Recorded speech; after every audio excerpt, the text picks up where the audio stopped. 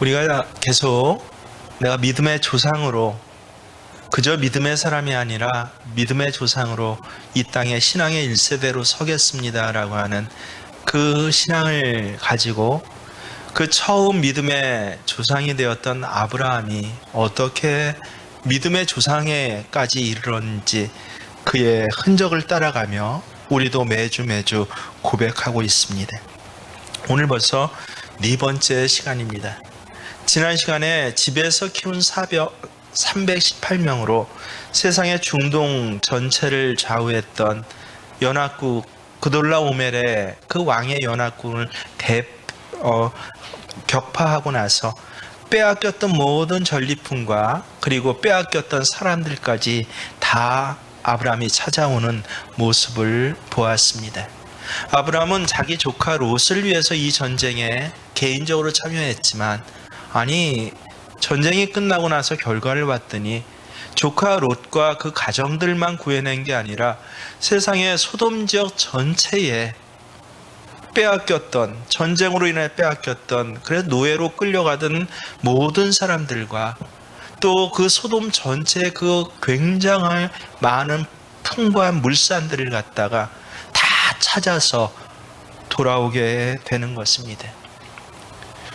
그러자 소돔 왕이 직접 아브라함 앞에 나와서 그를 맞이하고 영접하는 그 장면이 성경에 기록되어 있습니다. 사실 지금까지 아브라함을 인정해 주는 사람은 가나안 사람 중에서 아무도 없었습니다. 뜨내기 이주민에 불과한 것이 아브라함이었습니다. 하지만 그가 이렇게 소돔 지역 모든 사람들이 깜짝 놀랄 만한, 이건 불가능한 일이거든요. 어떻게 318명의 집에서 키운 사병으로 4개 연합국 나라를 갖다가 이기고 격파하고 돌아옵니까? 오로지 하나님께서 행하신 일입니다. 그래서 너무도 깜짝 놀라서 여지껏 뜨내기 이주민 이 아브라함을 소돔 왕이 직접 나와서 그를 영접했다라고 하는 것입니다. 지금까지 언제 이방 뜨내기 아브라함을 소돔 왕이 상대나 했습니까? 아브라함 같은 사람은 아무리 소돔 왕을 만나고 싶어도 만날 수 없는 그런 사람이었습니다. 근데 단 한 번 하나님께서 간섭하시니까 소돔 왕이 아주 먼 곳까지 나와서 마치 직사를 대접하듯이 그 앞에 엎드려서 그를 대접했다라고 하는 것입니다. 그러면서 굉장히 솔깃한 제안을 한 가지를 하는데 그게 무엇입니까? 21절에 보면 소돔 왕이 아브라함에게 이르되 사람은 내게 보내고 물품은 다 너 가져라 라고 하는 것입니다. 야, 이것은 정말 굉장한 일이었습니다. 야, 하나님께서 복을 주셔서 이렇게 대단한 연합군 전체가 그 땅에서 탈취해서 빼앗아간 물품, 아마 마차로 세워도 얼마가 될지 기록하지 못할 정도로 굉장한 것이었을 것입니다. 그것을 다 당신 가지십시오. 단지 내 백성 소돔성에서 또 이 소돔 지경에서 노예로 잡혀갔던 내 사람들만 돌려주십시오라고 하는 그런 너무도 솔깃한 제안이었습니다. 근데 사실은 굉장히 무서운 제안입니다. 왜 무서운 유혹인지 우리는 언뜻 생각하면 이것이 이해가 되지 않습니다. 아니, 아브라함이 굉장한 일을 하나님 도우심으로 해서, 그래서 세상 사람조차 아브라함에게 축복하며 물질을 선물하는 것 아닙니까? 라고 우리는 그렇게 생각할 수도 있습니다. 어떤 조건을 다는 것도 아니지 않았습니까? 다 가지라고 합니다. 그저 사람들만 돌려주면 좋겠다라고 하는 것입니다. 여러분이 아브라함의 입장으로 한번 생각해 보세요.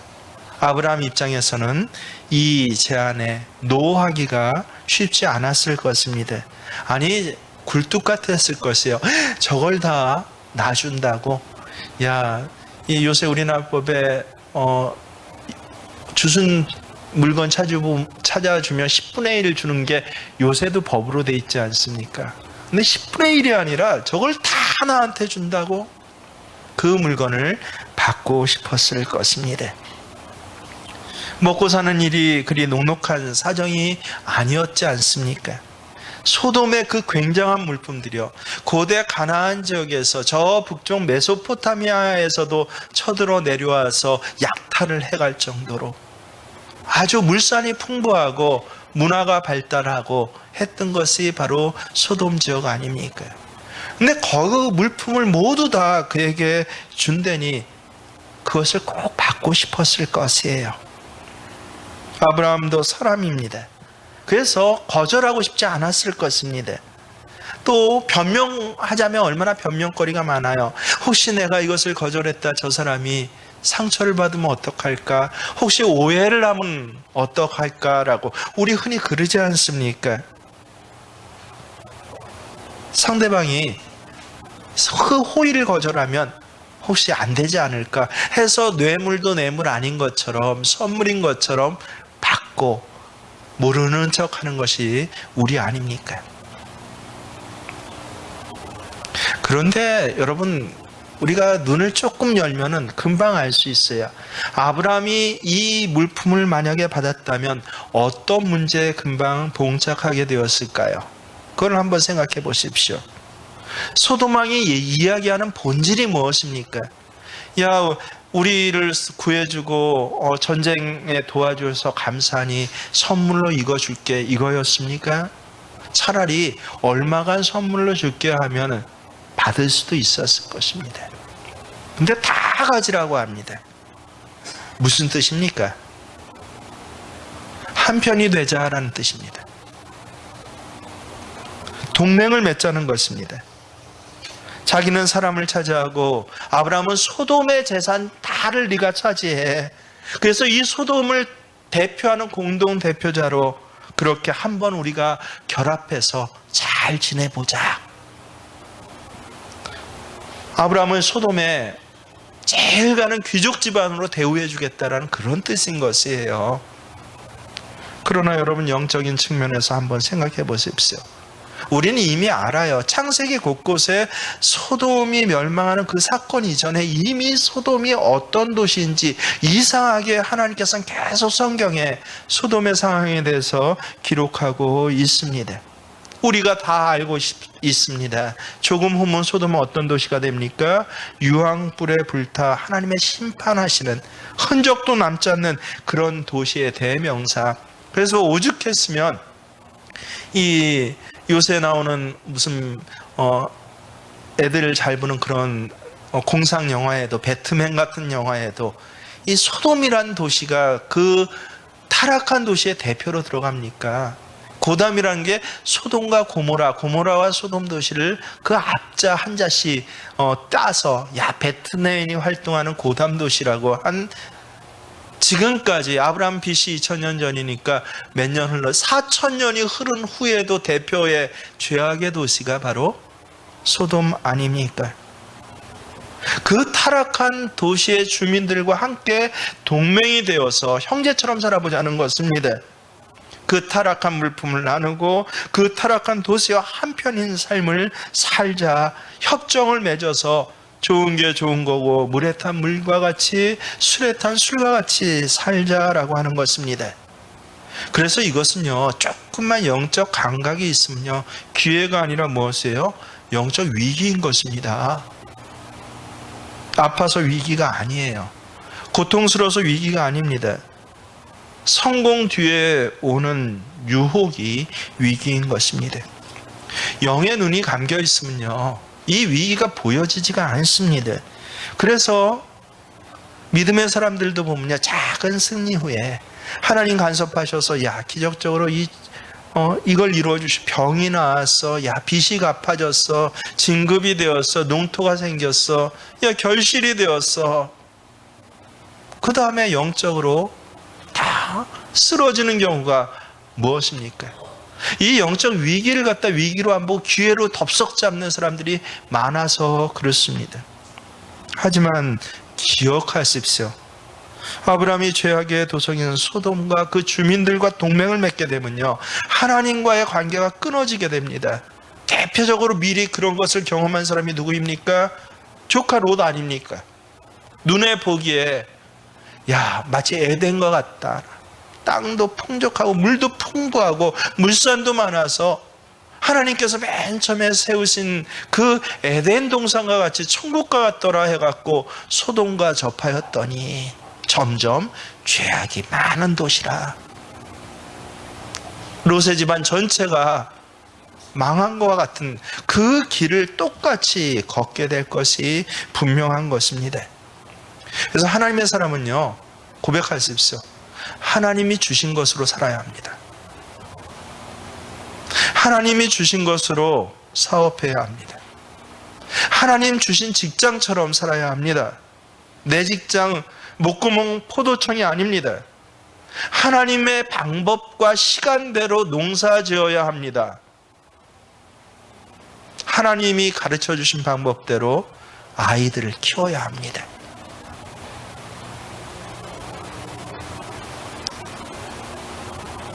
많이 가지는 것 좋은 것 아닙니다. 하나님 것 아닌 것을 갖고 욕심 부릴 때 그것을 유혹이라고 합니다.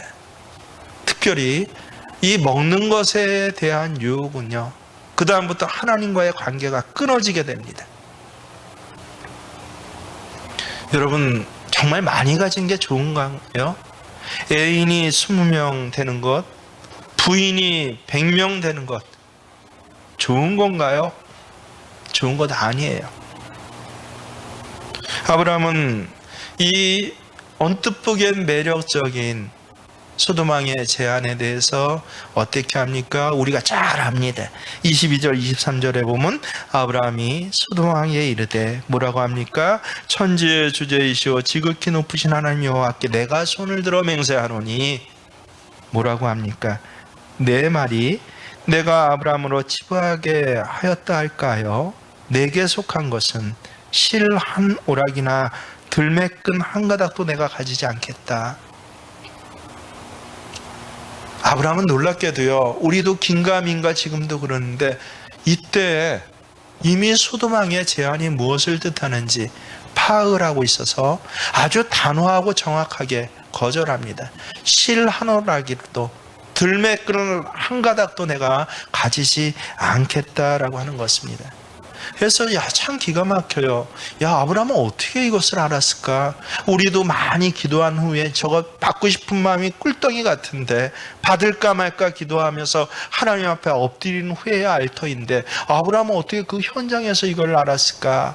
정말 아브라함은 믿음의 조상이 될 만한 그런 자질을 원래부터 갖고 태어난 사람입니까? 아니면 하나님께서 아브라함에게만 특별히 이런 영적 문제들과 유혹들을 가늠해 볼 수 있는 눈을 허락하신 것입니까? 아닙니다. 물론 아브라함은 나중에 믿음의 조상이 되지만 지금 이 당시 아브라함은요, 현재 우리의 모습과 같이 끊임없이 흔들리고 넘어졌던 사람입니다. 그 증거로 성경에 기록된 아브라함 모습을 보십시오. 계속 오판하면서 넘어지는 것을 반복하고요. 그리고 오늘 이후에도 뒤에 가면요, 정확히는 한 20년 흐른 상태에서도 그런 실수와 실패를 우리와 같이 반복하는 사람이지 특별한 사람 아니에요.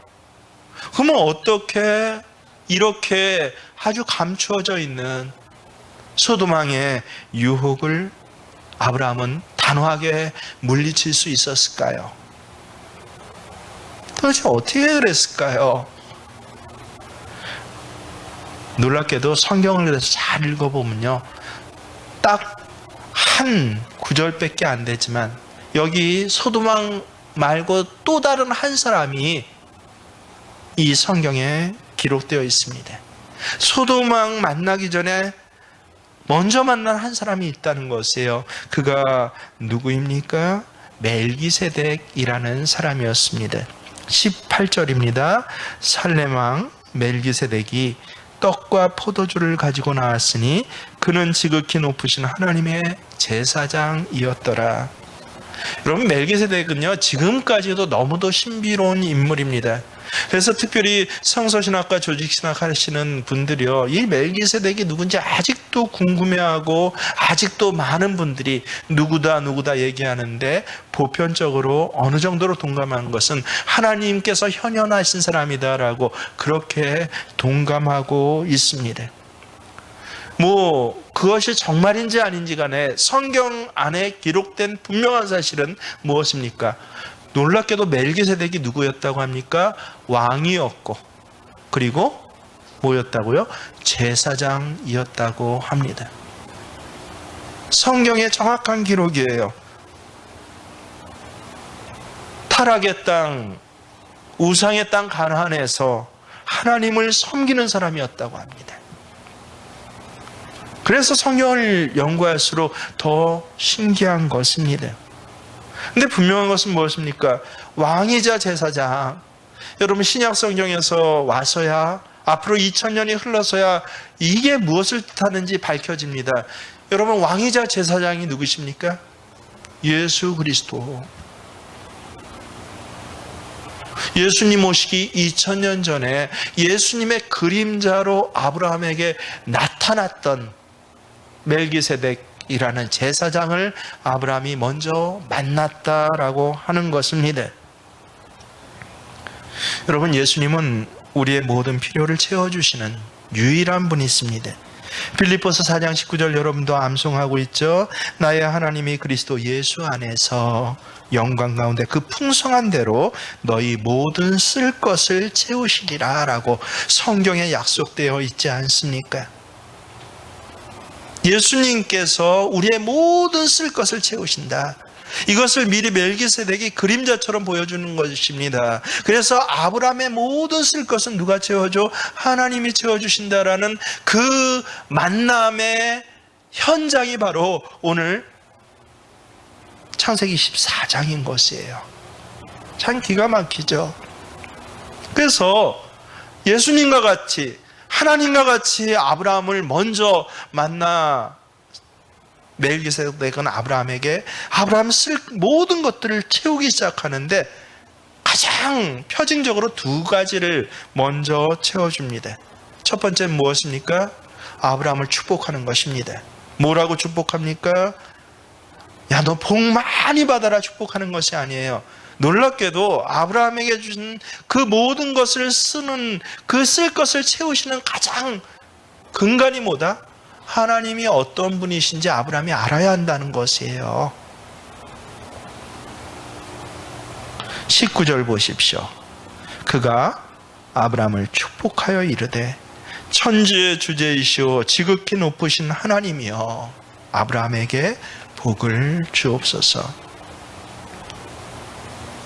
아브라함은 여지껏 하나님에 대해서 정확히 몰랐습니다. 사실은요, 그냥 하나님을 모든 신 위에 가장 힘있는 신, 뛰어난 신으로 이 정도 알았어요.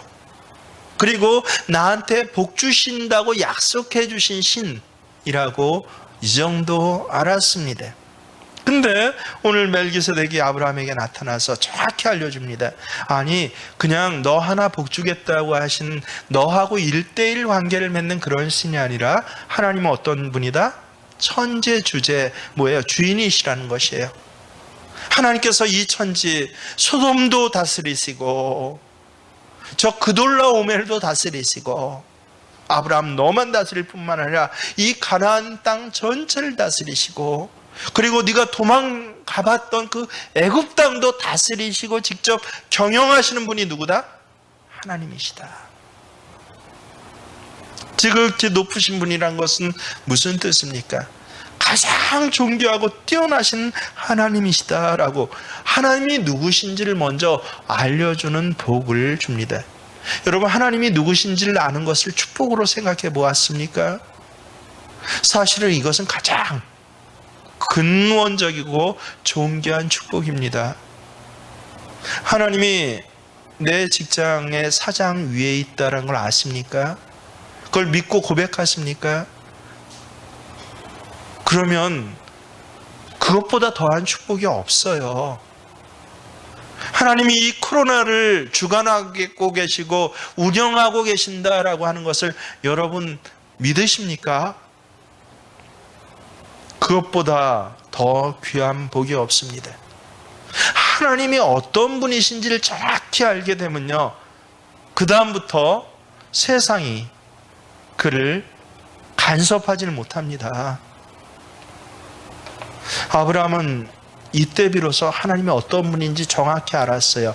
그래서 그 다음에 소돔왕을 만나서 자기 입으로 직접 하나님을 어떻게 소개해요? 기가 막힙니다. 단 한 글자도 틀리지 않게 소개합니다. 22절 하반절을 보시세요. 천지의 주제이시오 지극히 높으신 하나님 여호와께 내가 맹세하노니. 그렇습니다. 우리가 하나님이 누구신지를 정확히 알게 되면요, 세상에 보이는 물질의 유혹과 마귀의 관계로 꼬이고 꼬여서 얼핏 파악하기 힘든 덫과 올무에서도 파악하고 그것을 능히 피할 수 있으며 이겨낼 수 있는 것입니다. 하나님이 내 주인이 되신다라는 이 영적인 만족이 우리 마음에 가득 채워지면 물질에 대한 천박한 갈급함이 없어져요. 그저 돈 하는, 그러면서도 부끄러운 줄 모르는, 내가 너무 어렵게 살아서 그래요. 야, 내가 자식도 없는데 노년에 어떻게 하겠어요? 그저 눈에 보이는 것이 내 행동과 패턴 전부를 차지하는 그런 삶을 이겨내게 합니다. 하나님께 초점을 분명히 하면 세상 유혹이 점점 적어지는 것 같습니까? 없어지진 않아요. 근데 적어져서 이겨낼 수 있게 됩니다. 거절할 수 있습니다. 하지만 하나님이 누구신지 정확히 깨닫지 못하고 그것을 내 입술로 고백하지 못하면요, 그때 그 사건마다 유혹에 넘어졌다 쓰러졌다를 반복하게 됩니다. 참 은혜, 큰 은혜는 무엇입니까? 육신의 필요가 채워지는 것으로 결정되는 것이 아닙니다. 영안이 열려져서 하나님이 어떤 분이신지를 깨닫고 지금 하나님이 내 옆에서 이 사건과 이 사람을 주관하고 움직이고 계신다라고 하는 것을 보여지는 것, 이게 멜기세덱이 아브라함에게 주었던 첫 번째 복입니다. 뿐만 아니라 두 번째 복도 주는데 그것이 무엇입니까? 18절 앞부분을 보면요, 놀랍게도 아브라함에게 떡과 포도주를 주었다라고 합니다. 여러분, 떡과 포도주 하면 뭐가 또 기억이 납니까? 성만찬이요. 여러분 잘 대답하셨습니다. 떡과 포도주 하니까 결혼식장 기억납니다라고 하시면 안 됩니다. 성만찬이 기억이 납니다. 오늘 우리가 성찬식 공동 교동문을 읽은 것과 같이 너희가 이 떡을 먹으며 이 잔을 마실 때마다 주의 죽으심을 오실 때까지 전하는 것이니라 라고, 그렇게 예수님이 직접 만들어주신 예식이 바로 성만찬입니다. 그래서 성만찬은 단순한 예식이 아니에요. 실제로 내 안에 그리스도의 몸과 그리스도의 피가 채워지는 시간입니다. 그래서 나를 힘있게 하고 풍성하게 하시는 하나님의 복이 나의 모든 쓸 것을 채워주시는 그 약속이 성취되는 그러한 현장이 바로 성만찬의 시간입니다. 이런 성찬의 복을 우리가 믿음으로 누릴 수 있으면 유혹은 유혹이지만 시험은 시험이에요. 왜냐하면 우리 안에 죄성이 있거든요. 하지만 그것을 충분히 이길 수 있는 힘을 얻게 되는 것입니다.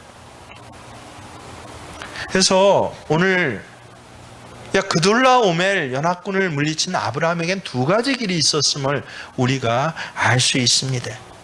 하나는 무엇이에요? 소돔왕과 함께 전리품을 취하고 대접도 받으면서 소돔과 어울려서 당대 세상에서 높은 자리 선한 이방인이 귀족과 같은 자리에 왕과 어깨를 나란히 하면서 마치 자기가 도시를 다스리듯이 그렇게 올라가는 첫 번째 길이 아브라함에게 제시가 되었습니다. 하지만 두 번째 길이 또 그 앞에 놓여져 있습니다. 멜기세덱에게 받은 복이에요. 하나님이 누구신 줄 알고 예수 그리스도의 몸과 피에 참여하듯이 하나님이 주신 풍성한 이 식탁에 참여함으로 인하여서, 그래서 눈에 보이는 소돔왕의 이 유혹을 거절할 수 있는 힘을 새롭게 얻는 그 두 가지 길, 그래서 오히려 믿음의 조상으로 한 걸음 더 바싹 다가갈 수 있는 두 가지 길이 아브라함에겐 제시되어 있습니다.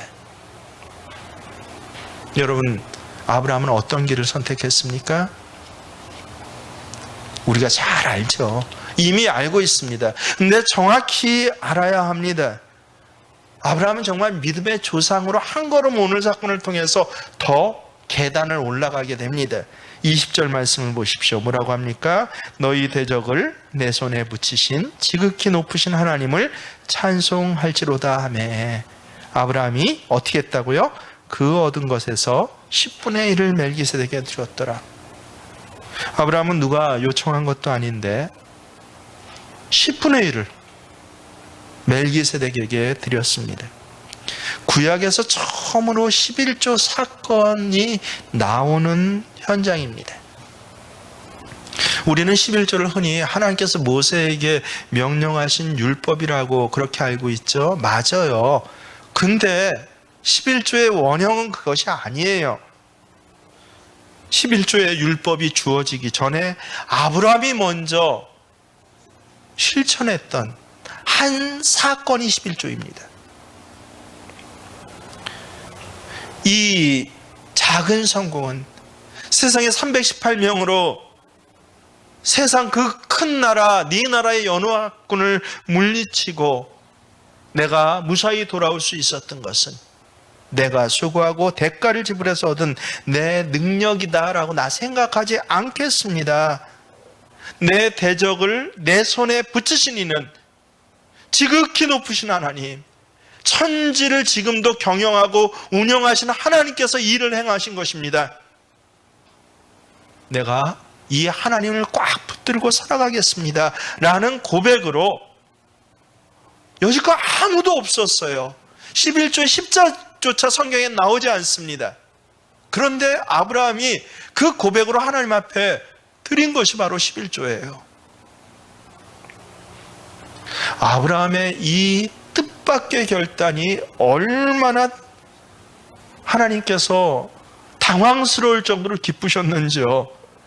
나중에 이스라엘 가족을 이스라엘 백성, 하나님 백성으로 삼으실 때 그때 명령하신 거예요. 너희 조상 아브라함이 21조의 사건을 통해서 이 땅을 내가 경영하고 있고 내가 이 땅을 경영하고 있는 하나님 손만 붙잡고 살겠습니다라고 고백한 이 11조 그 사건을 뭐해라? 이제부터는 너희가 정례화하고 너희의 신앙 고백으로 고백할 때, 그럴 때 내가 너희 하나님이 되어서 너희 필요를 채워줄게. 광야에서도 반석에서 생수가 나오게 해줄게. 아무것도 심고 거둘 수 없는 광야 모래땅에서도 하늘에서 메추라기가 내리며 새벽마다 만나로 너희의 배를 채워줄게 라고 하는 그 증표를 뭐로 삼으셨어요?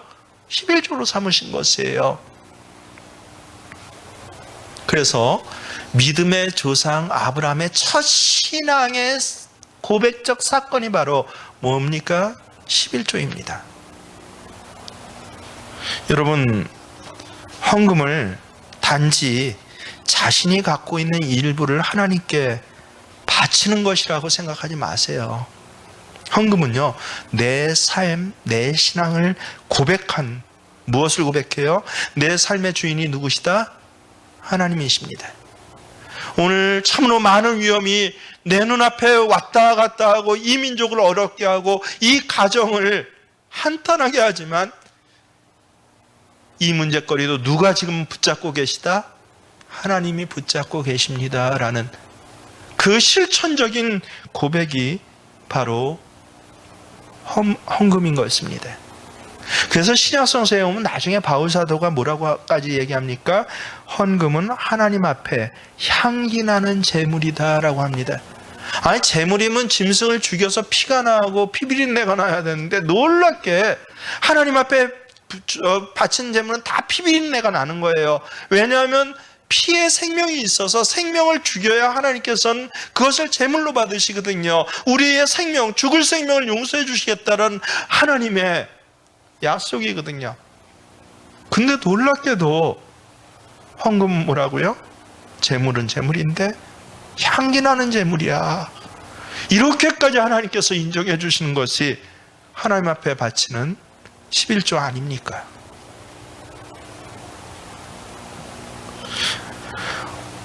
우리가 80년대 교회가 너무 부흥하고 하다 보니까 말씀 아닌 정말 어중이 떠중이 신앙들과 또 참 제가 부끄럽고 죄송하지만 그런 목회자들이 거의 이단에 이를 정도로 이 헌금 갖고 잘못된 교훈들을 교인들에게 가르치고 장난을 많이 쳤습니다. 그래서 오늘날 이 헌금에 대해서 굉장히 부정적인 사람들이 많이 생기고, 저조차 강단에서 헌금 얘기하는 거 제가 목사 안수 받기 전까지 안 했습니다. 그때 너무 부정적이었거든요. 헌금 하십시오라는 의도나 말들이요. 근데 벌써 한 30년 흐르니까 이제 반대가 되었어요. 헌금이 기독교인에게 하나님 백성이면서도 가장 부담스러운 것으로 이 시대는 되었습니다. 웬만해서는 강단에서 헌금 언급하면 안 돼라는 것이 마치 예의이고 상식처럼 잘못됐습니다. 헌금 갖고 장난치는 목회자보다 헌금 갖고 장난치는 교인들이 훨씬 더 많아졌습니다. 아니에요. 원뜻을 회복해야 합니다. 그걸 모르면요, 정말 하나님께서 내 인생을 주관하십니다라는 고백을 제대로 할 수가 없어요. 조금만 유혹이 오고 조금만 문제가 생기면 쓰러지고 넘어지기를 반복하다가 그냥 소멸되어 갑니다. 믿음의 조상의 단계에 올라갈 수가 없는 것이에요. 하나님께 물질을 바치는 것은 거래 아닙니다. 야, 장로 됐으니까 장로만큼은 헌금해야지, 그 분량만큼 뭐를 해야지, 책임이 아니에요. 하나님이 나의 삶에 간섭하셨다라는, 지금도 간섭하고 계십니다라고 하는, 하나님도 뜻밖으로 여기고 나중에 그것을 법으로, 율법으로 정할 정도로 귀하게 여겼던 가장 아름다운 신앙 고백이 뭐예요? 헌금입니다. 특별히 11조예요. 이런 11조의 원론적인 의미, 본래적인 의미를 깨닫게 되면요, 11조를 들을 때마다 얼마나 큰 감격이 있는지 모릅니다. 우리 교회도 몇 분 그런 분 계신 줄 제가 알고 있어요. 11조를 들을 때마다 정말 감격스럽대요. 하나님 백성이면 하나님 백성의 표지 하나 정도는 있어야 되지 않습니까? 가나안 사람이나 아브라함이나 이때는까지는 겉으로 보기엔 똑같았어요. 이때부터 뭔가 표지 하나가 달라진데 뭐예요? 자, 아브라함이라는 사람이 이상한 사람이야. 뭐 자기 믿는 신이 복을 주고 뭘 내려주는 게 아니라 매월 꼬박꼬박, 매년 농사 짓는 거 꼬박꼬박 10분의 1을 자기 신한테 갖다 바치면서도 아무것도 받는 게 없네? 야, 저 사람 참 이상한 사람이야. 가나안 사람들 보기에는 표지가 돼요. 우리하고는 다른 사람이야 라고 하는 갈라섬의 그 상징이 되는 게 뭐예요? 눈에 보이는 표지가 바로 11조입니다. 신약을 살아가는 우리는 율법을 쫓아 11조를 드리는 것이 아니에요. 우리의 모든 것이 하나님께 예배로 드려짐을 상징하는 차원에서 그래서 물질로 그것을 고백하는 것입니다. 고린도후서 8장 5절을 보면 기가 막힌 말씀이 있어요. 마게도냐 교인들이 헌금하는 순서가 있습니다. 그들은 헌금부터 하지 않았어요. 집에 가서 찾아보십시오. 고린도후서 8장 5절입니다. 자신을 주께 드리고 나서 그리고서 물질을 드렸다라고 합니다. 여러분, 우리의 삶은 미묘하고 어려운 문제들로 가득 차 있습니다. 이러한 많은 문제들 앞에서 미묘해요. 이게 옳은지 틀린지, 이게 정말 나한테 이익이 되는 것인지 아니면 나를 죽이는 것인지, 여러분 구분이 되십니까? 백신 하나 맞으면서도 구분이 안 되잖아요. 불과 얼마 전까지만 해도 백신 맞지 말라고 온 이상한 여론들이 국민들을 조장하지 않았습니까? 백신을 아예 정책화시키고 방역 문제를 갖다 정치적 이익을 얻기 위해서 뭐라고 그래요? 백신 계약도 안 하고 실제 수급대도 안 되는데 뭐라고 합니까? 국민들에게 미움받지 않기 위해서 야, 중국 백신은 나쁘니까 어느 백신이 좋은지 살펴보고 있는 중입니다. 이런 거짓말이 어디 있습니까? 그래서 지금 백신 수급이 안 되고 있잖아요. 불과 몇 개월, 4개월 전에 안철수 씨가 백신 어딨냐 내놔봐라라고 무슨 선거 때 나와갖고 그렇게 주장하니까 약속돼 있고 다 돼 있습니다 하는데 하루 만에 80만 800만 도수를 맞출 수 있는 우리 방역 능력인데 지난 한 20일 동안 30%에서 0.5%도 안 올랐어요. 왜 그렇습니까? 백신이 현장에 없으니까요. 제가 그래서 올해 1월 달에 했죠. 어느 나라 백신이 좋은지 살펴보고 있다고요? 이런 거짓 방역에서는 안 됩니다. 근데 여러분 그게 구분이 되셨습니까?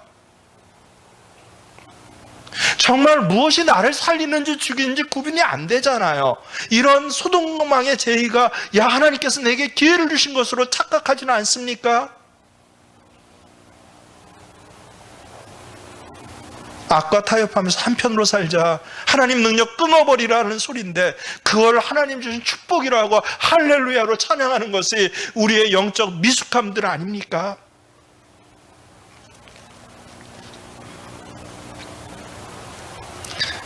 아브라함은 멜기세덱을 만나서 그래서 이 복을 먼저 받은 것이에요. 하나님이 누구신지 머릿속으로만 깨달을 뿐만 아니라 그래서 성찬식은요, 여러분 예식 아니라고 제가 늘 말씀드리잖아요. 실제 성찬의 자리에서 예수님이 내 피로 예수님이 내 살로 함께 살아남는 그 이적의 현장이 바로 성찬식의 현장입니다. 생각해 보십시오. 예배조차 지난 1년 반 동안 제대로 드린 교회가 별로 없어요. 드렸다 말았다를 반복합니다. 그러면 성찬식은 과연 몇 교회에서 드려졌을까요? 그것까지 생각해 보셨습니까? 대한민국 요새는 또 줄었죠. 600만 명이라는 크리스찬들이 과연 지난 1년 동안 성찬식을 단 한 번이나 했을까요? 예배도 못 드리는데 무슨 성찬식이에요? 예식으로 보면 코로나 때문에 못 드릴 수 있다라고 생각해요. 근데 예식이 아니라 예수님이 정말 내 안에 들어오셔서 나의 피와 살이 되시는 현장이다라고 했을 때 이 예수님의 도움을 못 받고 살아간 크리스찬들이 몇 명이나 되어 있습니까? 반대로 이 도움을 그래도 주기적으로 경험하면서 다시 회복되는 그 현장을 살아가는 크리스찬은 대한민국에서 몇 명이겠습니까? 여러분 영적으로 이러한 부분들을 한번 생각해 보셨어요?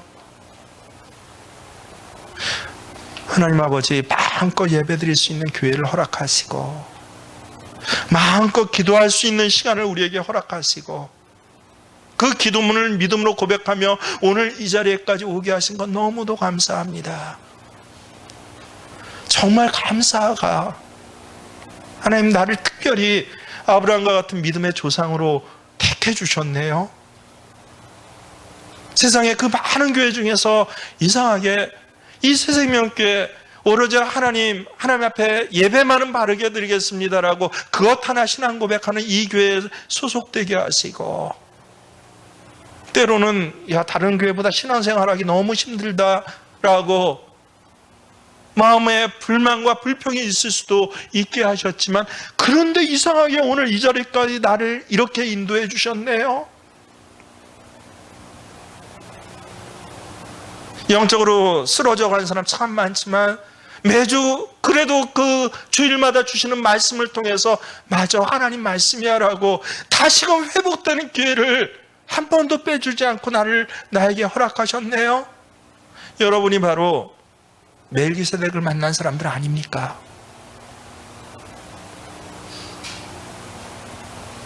멜기세덱 없이 소돔왕 만나면요, 세상에서 조금만 기회가 생기면요 다 롯과 같이 쓰러집니다. 믿음의 조상으로 이제 한 걸음만 더 가면 돼까지 왔다가도 눈에 보기에 물도 풍부하고 땅도 넓고 비옥해서 하나님 만드신 에덴과 같아 넘어지기가 쉬운 것이 바로 우리 현 상황입니다. 여러분, 전리품은 무엇입니까? 자기 능력으로 성공해서 받는 것이에요. 내가 열심히 농사지어서, 그래서 이렇게 풍성한 결실을 얻었다고, 내가 직장에서 열심히 일을 해서 그래서 이렇게 직급이 올라갔다고, 내가 사업장을 쓸고 닦고 다른 사업장보다 더 세밀하게 관리하고 밤에 가계부 적고 인터넷 뒤져가면서 그래서 훨씬 사람들에게 인정을 받아서 오늘 이나마 조금 살만하게 되었다고, 그렇게 살아가는 사람들이 누구예요? 전리품으로 사는 사람이에요. 하지만 오늘 아브라함은 무엇으로 삽니까? 우리 15장 보십시오. 15장 1절 말씀 다시 한번 우리가 같이 봉독합니다. 시작. 이후에 여호와의 말씀이 환상 중에 아브라함에게 임하여 이르시되, 아브라함아 두려워하지 말라. 나는 내 방패요 너의 지극히 큰 상급이라. 전리품 취하지 않았던 아브라함에게 하나님 직접 또 나타나셨어요. 말씀하십니다. 나는 내 방패야.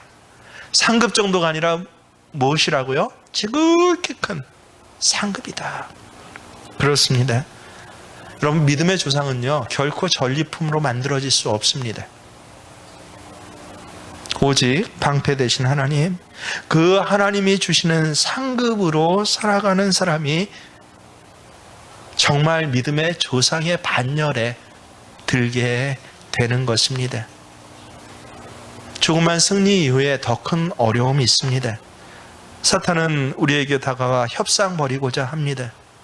하나님께 적극적으로 나간 대신 자기 만족에 빠져서 이 정도면 되지 않았어 라고 주저앉게 만듭니다. 하지만 그렇게 하면 여러분 롯을 생각하십시오. 자기가 갖고 있는 거 다 빼앗겼을 뿐만 아니라 세상에 자기 가족도 완전히 파탄이 나버리고 딸들과 상간을 해서 민족을 이루게 하는 정말 수치스러움이 이 가문 내내 남겨지고 계속되지 않습니까? 베드로후서에 보면 뭐라고 합니까? 오히려 처음 형편보다 못한 사람들이 된다라고 말씀하지 않습니까? 우리의 신앙의 여정은 분명히 기억하십시오. 지금 얻은 전리품으로 잠시 가난해서 해방되는 것이 아닙니다. 우리의 목적은 지금 얻은 전리품으로 당대 유명한 자들 틈 속에서 뽐내면서 나도 이 정도면 성공했지라고 하는 것이 아닙니다. 아브라함은 자기가 이 전쟁에 참여한 목적이 무엇인지 분명히 알았어요. 소돔을 구하기가 위해서가 아니라 가나안에서 유명한 자의 반열에 위해서가 아니라 내 조카 롯을 살려내기 위해서였습니다. 그리고 이 전쟁은 절대 이길 수 없는 전쟁이었어요. 난 하나 내 조카에 대한 의리를 갖고 참여했지만 하나님께서 놀랍게 불가능한 것을 승리하게 하셨습니다. 그래서 도대체 하나님이 어떤 분이신지 멜기세덱까지 보내주셔서 천지를 주관하고 계신 하나님이구나, 이 전쟁조차도 하나님께서 주관하고 계시는구나, 이 병마조차도 하나님께서 주관하고 계시는구나, 이 상황과 사건조차도 하나님께서 주관하시는 천지의 가장 높으신 하나님이시구나 하고 자기 입술로 고백하실 수 있었습니다. 저와 여러분도 이제 한 걸음만 더 이 귀한 고백의 반열에 들어가셔서 그 어려운 믿음의 1세대를 중간에 좌절하거나 파기되지 않고 세워가시는 귀한 생명교회 교우들이 되시길 주의 이름으로 축원합니다.